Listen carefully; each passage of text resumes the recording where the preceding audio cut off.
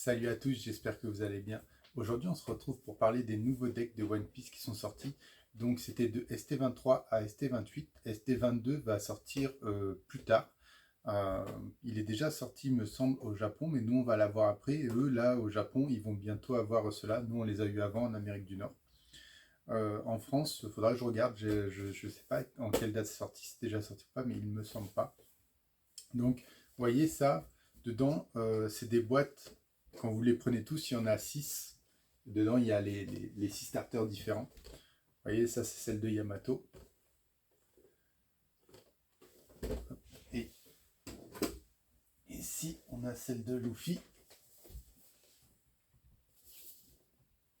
Très jolie boîte pour exposer. J'en ai pas acheté pour les revendre. Si j'ai acheté, c'est parce que je vous l'expliquerai après. Je vais vous montrer les decks plus en détail. C'est qu'il faut, si vous voulez un playset, il faut acheter 2 decks. Pourquoi? Parce que je vais vous le montrer après. Pour avoir un playset de 4, il va vous falloir acheter 2 decks. C'est un peu dommage, mais c'est comme ça. Après, l'avantage, c'est que, enfin l'avantage, pour pour ceux d'Opédis assistés comme ça, c'est qu'ils ont mis un booster. Pour le prix, c'était très correct, je trouve. Ça tournait entre 25 et 30 dollars le deck, donc correct. Et dedans, vous aviez un booster d'OP11. Donc, il n'y a pas de hit garantie dedans, mais disons que ça fait plaisir à ouvrir quand vous ouvrez votre deck, si vous avez un peu de chance. Donc, ça. Donc vous pouvez le voir derrière.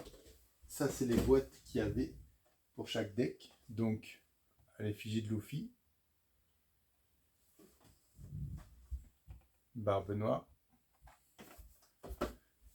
On va toutes les prendre. On avait Yamato. Bonnet. Shanks. Et Buggy. Donc, tous ces leaders-là existaient déjà, c'est-à-dire ce n'est pas des nouveaux decks. Ils ont mis des nouvelles cartes, certaines nouvelles cartes, et ils ont réédité des anciennes, c'est-à-dire que si vous voulez commencer à jouer des cartes c'était difficile à trouver ou qui valaient un peu plus cher, ils les ont remis pour que vous puissiez jouer avec ces decks-là. Donc ça, c'est super. Et ensuite, ils ont mis des nouvelles cartes qui n'existaient pas. C'est pour pallier parce qu'il y avait certains decks qui avaient des lacunes par rapport aux nouvelles méta, aux nouveaux decks qui vont sortir avec OP12, parce que Bandai, ils savent très bien ce qu'ils ont prévu pour plus tard. Et ces decks-là avaient des lacunes que beaucoup de joueurs ont fait remonter, et que quand on y joue, on le voit. Et ils ont apporté, ça apporte des améliorations aux decks qui font qu'ils sont plus compétitifs pour essayer de... Parce que les decks méta, mettons, c'est souvent avec Luffy, il y en a 3-4, et pour la plupart, il y a du violet dedans. Il y en a qui n'aiment pas les jouer, c'est pas parce qu'ils sont très forts, ou plus forts que certains, que les gens aiment les jouer. Donc il faut jouer ce qu'on aime. Après, il y en a par exemple avec des decks de Buggy, avec les nouvelles améliorations qu'ils ont rajoutées dedans, qui arrivent à être très compétitifs et très bons. Il a toujours des lacunes, mais comme chaque deck a son counter. Par exemple, Barbe Noire va counter certains decks, tous les decks avec des cartes on-play. Donc, ça permet de jouer ce que vous aimez sans trop vous faire défoncer. Donc, on va passer aux cartes. Je vais vous montrer ça. On se retrouve pour parler des decks plus en détail. Ça, c'est la petite surprise que j'ai eue dedans. C'est dans un des boosters, j'ai eu le leader Luffy alternatif d'OP11. Donc, je suis très content, je ne l'avais pas. Il est très très beau et très très fort à jouer, donc assez content. Ça fait toujours plaisir.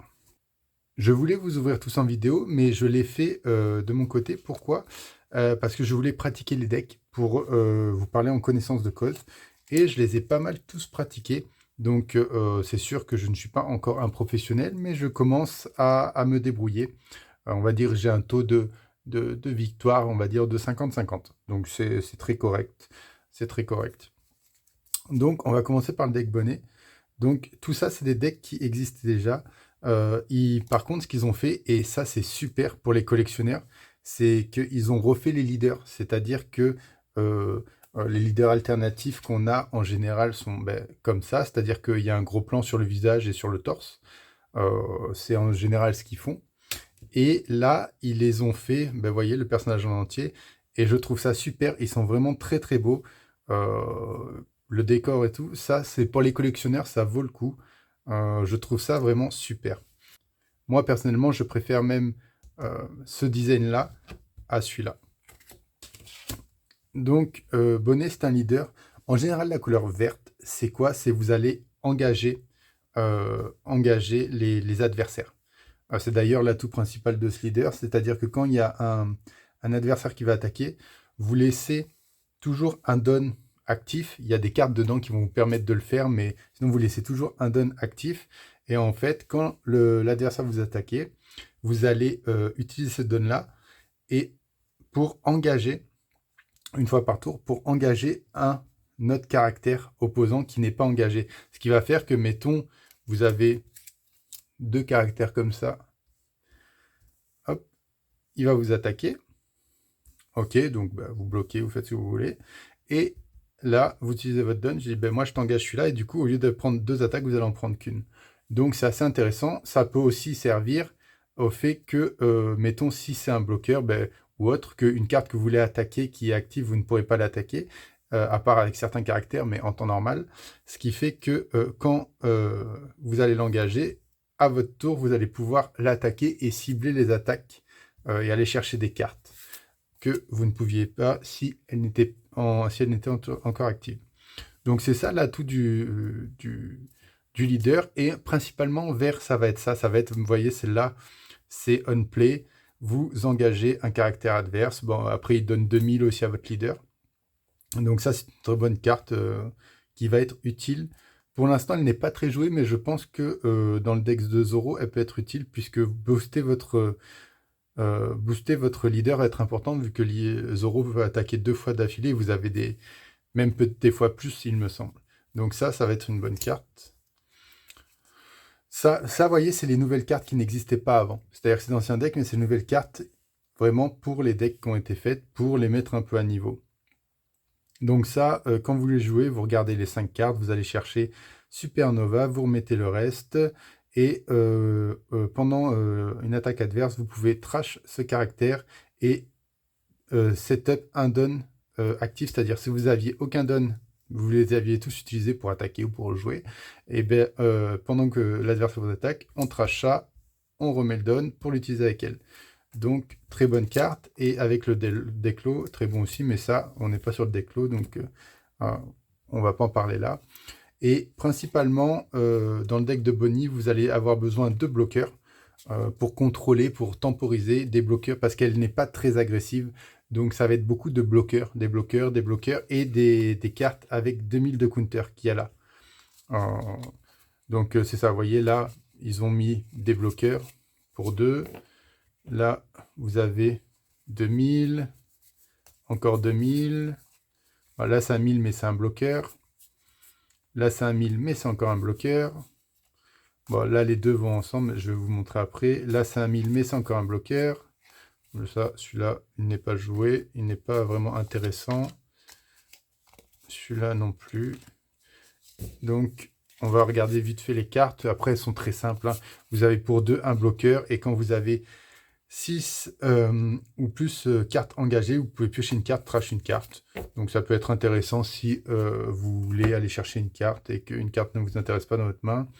Celui-là, 2000, ce qui va permettre de vous protéger à la fin du tour, setup un don actif. Donc vous voyez, dans celui-là, ça je vous disais, pourquoi il faut acheter 2 decks si vous voulez les playsets, c'est parce qu'on en a 2, 2 et 2, un playset c'est 4. Donc il faudra aller chercher un autre deck, ce que j'ai fait pour en avoir 4, 4 et 4.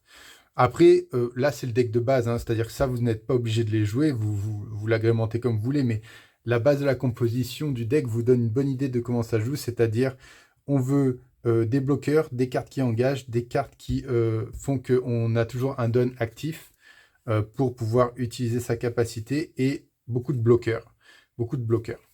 Donc, et beaucoup de cartes à 2000 aussi. Donc là, vous allez chercher, et de la pioche aussi, pour aller chercher vos affaires. Donc là, vous allez chercher, pareil, une Supernova. pour un cost 5 ou moins. Et à la fin de votre tour, pareil, vous remettez un don. Donc vous voyez, c'est beaucoup ça. Ça vous permet d'engager un caractère de 2 cost ou moins quand vous le jouez. Ça, bloqueur, fin du tour, vous remettez encore un don actif. Encore un bloqueur si vous avez 6 ou more caractères engagés, pas caractères, ça peut être c'est des dons, pardon. Plus 1000 de combat, bloqueur. Ça, quand vous le jouez, vous pouvez jouer caribou de votre main. Et là, encore un bloqueur. Your turn, une fois par tour. S'il est engagé par un effet, vous pouvez piocher une carte. Vous pouvez l'engager. Je sais pas si vous... Oui, vous pouvez l'engager apparemment et piocher une carte. Je ne joue pas celui-là. Donc, Et après ça, très bonne carte pour vert, très bon event, qui va vous permettre du coup de donner à votre leader plus 3000 de puissance pendant ce tour. Mais c'est à jouer pendant votre tour, hein, puisque c'est pas counter.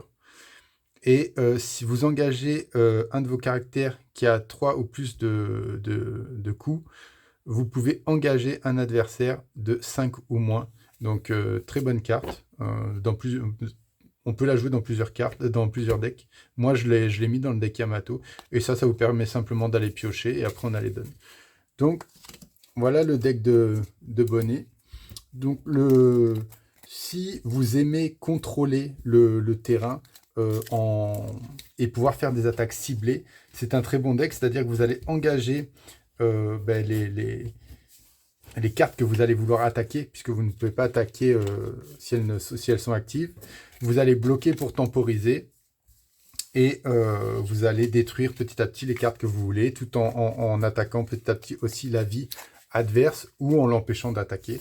Donc c'est un deck vraiment qui va contrôler le terrain, donc assez intéressant, mais c'est pas un deck qui va être rapide. C'est-à-dire que contre des decks rapides, ça peut être un peu compliqué, mais avec les bloqueurs, ça peut quand même bien se passer. On va passer au deck Yamato. Pour le deck Bonnet est sympa, mais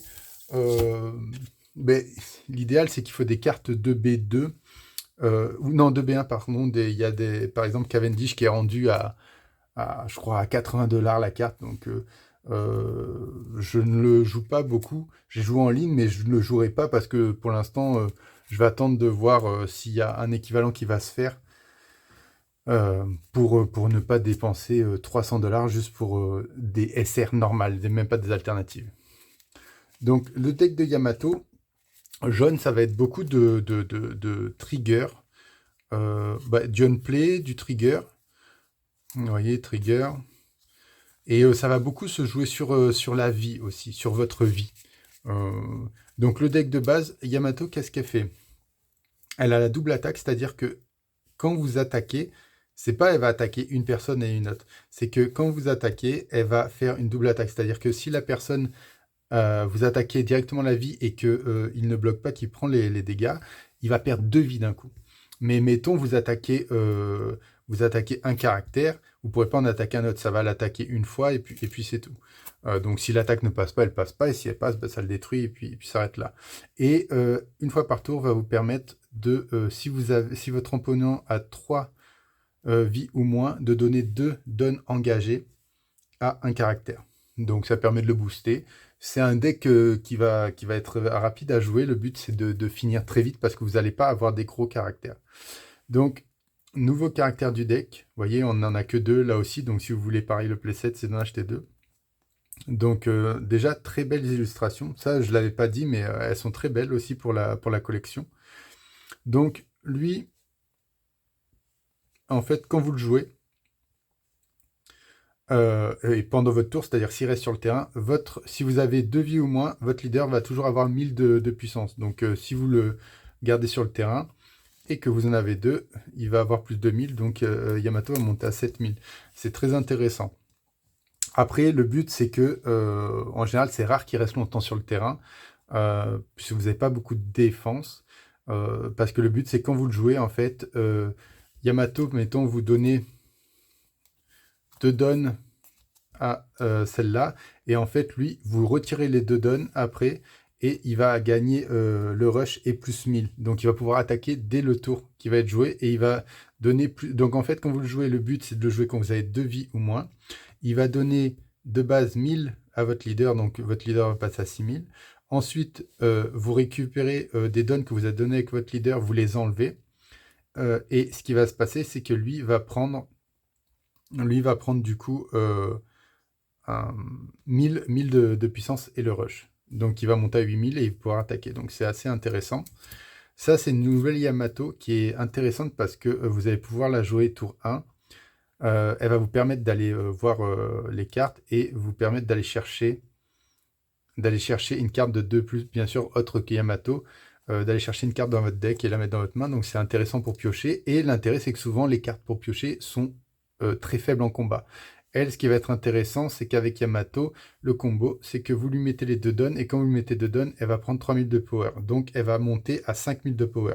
2000 avec les dons, plus 3000 de son effet. Donc, pour 1, vous avez une 5000 tour 2, donc c'est assez intéressant. Pendant votre tour, bien entendu, donc pendant le tour adverse, elle va retomber à 0, donc souvent vous attaquez et elle va pas faire long feu. Donc, carte intéressante, puisqu'on veut faire on veut attaquer rapidement. Ça, c'est une nouvelle carte. Elle est vraiment situationnelle. On la joue vraiment pas beaucoup, à part si vous l'avez vraiment. Très simple, très efficace. Vous la jouez et vous pouvez KO un caractère de 3. Si l'opponent a 3 vies ou plus, donc ça ne peut pas s'utiliser en fin de partie, vous pouvez KO un caractère de 5 cost ou moins, donc très intéressant en début de partie pour contre la game. Mais situationnel, parce que si vous ne l'avez pas en début de partie, cette carte va vous servir strictement à rien.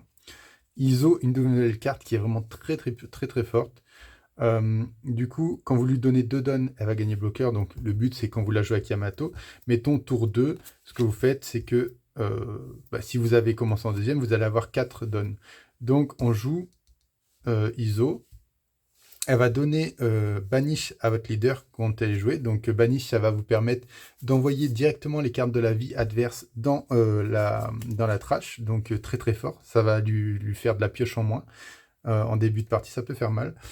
Et du coup, ce que vous faites, c'est que vous lui donnez 2 dons. Elle va monter à 7000, vous attaquez. Et avec elle a le Banish. Et après, si l'adversaire, du coup, prend les dégâts, va souvent tomber à 3 vies ou moins, vous allez pouvoir lui donner 2 dons et elle va passer en bloqueur. Donc tour 2, vous avez directement un bloqueur et vous avez aussi pu attaquer. Donc intéressante avec le Banish. Kiemon, j'avais un petit doute dessus, mais en final très intéressante. Déjà 2000 pour se protéger, très bien. Et le trigger est très intéressant. Pourquoi? Parce que quand l'adversaire a 3 vie ou moins, vous pouvez le jouer directement. Donc c'est intéressant. Pourquoi? Je vais vous montrer après. C'est que, comme je disais, jaune, ça joue sur la vie. Ça, moi, je ne joue pas. Ils l'ont mis dedans. 2000, intéressant. Quand vous le jouez, vous pouvez engager... si vous avez 2 caractères engagés, vous pouvez engager un caractère de 5 ou moins. Moi, je le joue pas, mais bon, soit. Ça, ils l'ont mis dedans. J'en parlerai pas non plus trop parce que c'est pas vraiment intéressant pour moi. Ça, c'est une carte, vous voyez, qu'ils ont réédité d'OP6 qui est très forte dans beaucoup de dungeons. Pourquoi? Parce que un KO, elle va, si l'adversaire a 3 vies ou moins, vous allez pouvoir vous rajouter une vie. Donc ça, c'est très fort. Pourquoi? Parce que le deck jaune, comme je disais, on joue sur la vie.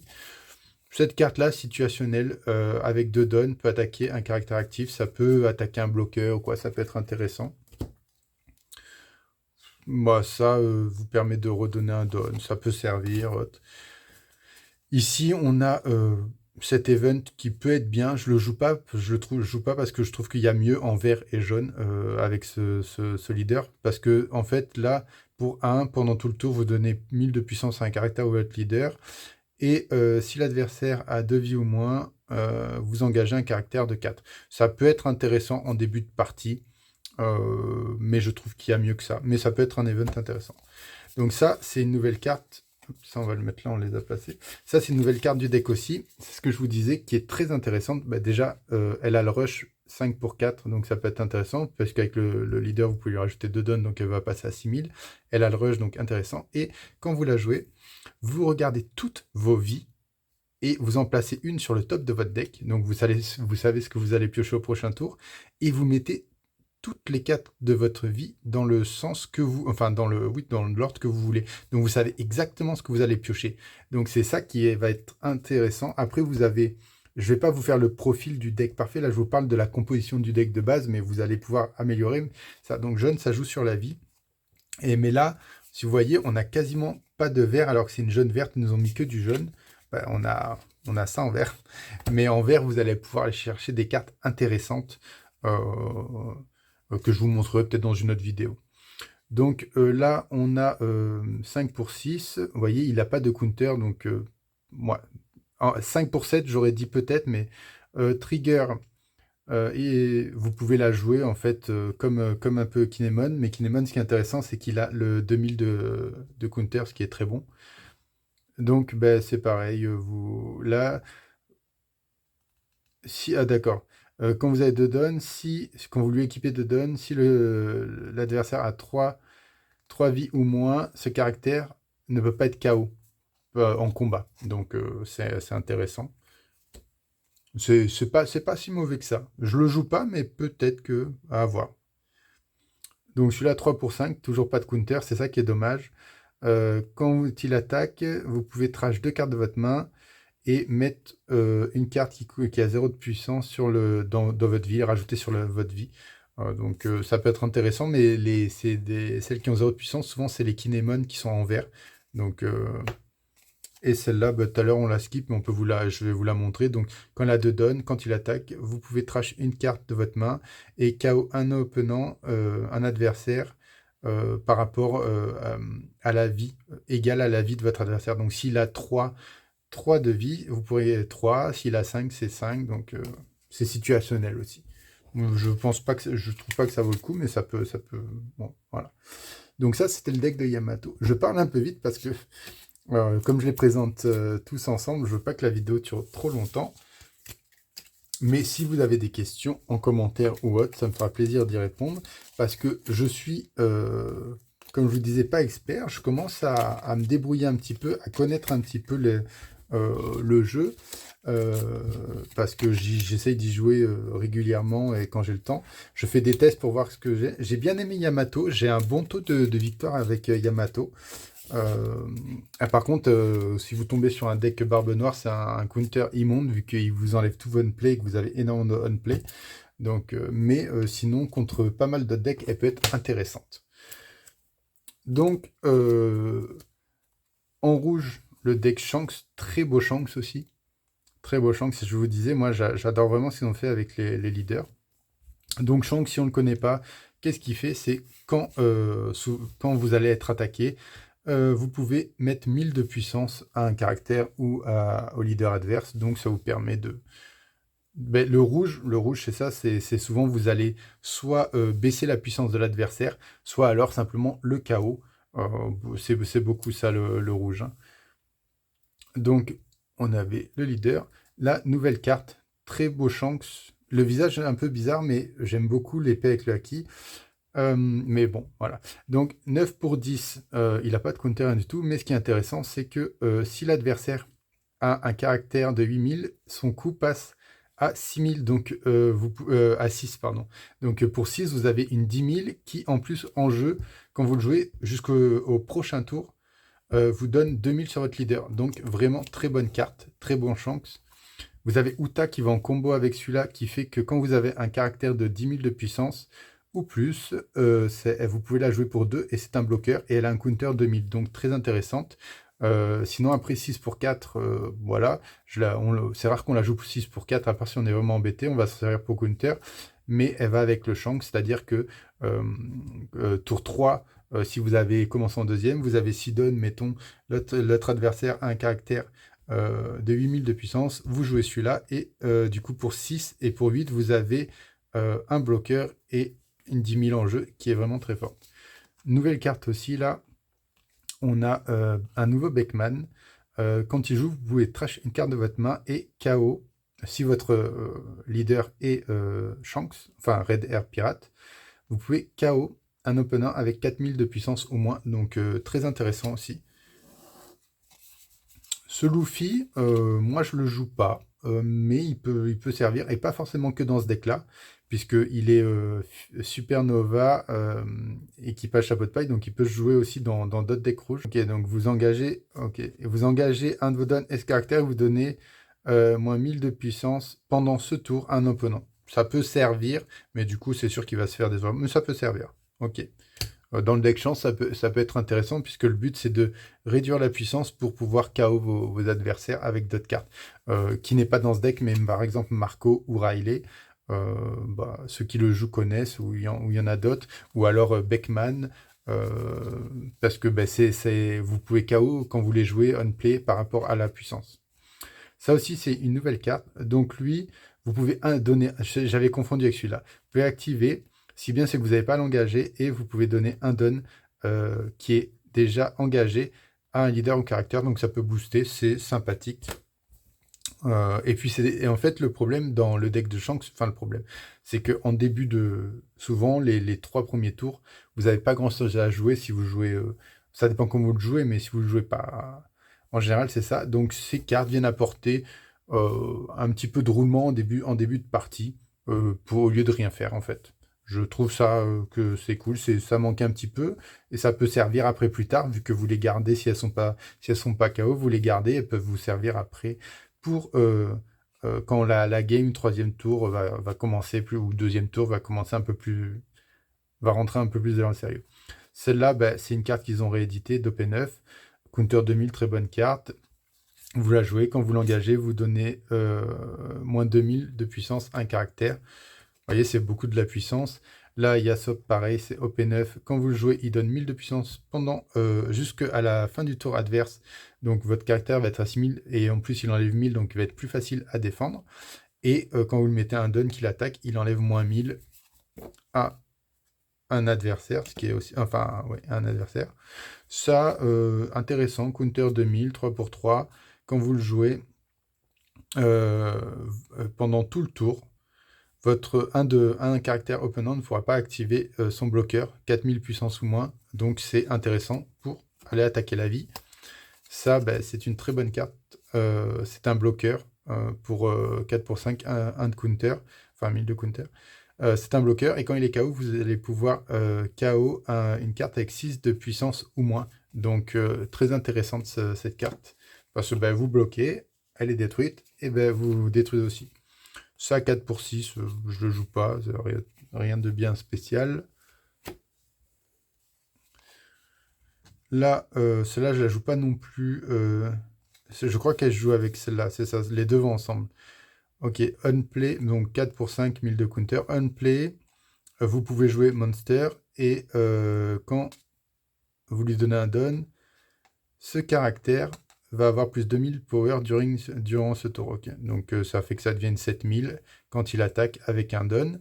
Et quand vous le jouez, vous pouvez jouer Monster. C'est intéressant, j'ai pas joué, mais pourquoi pas. Et du coup, si Bunkmunch est KO, vous devez trash ce caractère.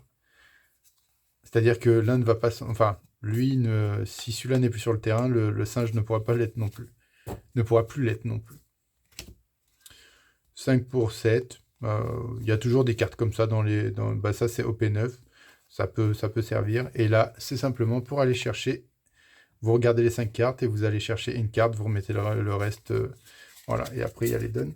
Donc ça, c'est le deck de Shanks. Donc rouge, c'est ça. C'est rouge, c'est souvent des grosses cartes qui réduisent la puissance adverse, qui KO les adverses en fonction de la puissance on play. Et des grosses cartes avec de la puissance quand même. Hop, donc ça, c'était le deck de Shanks.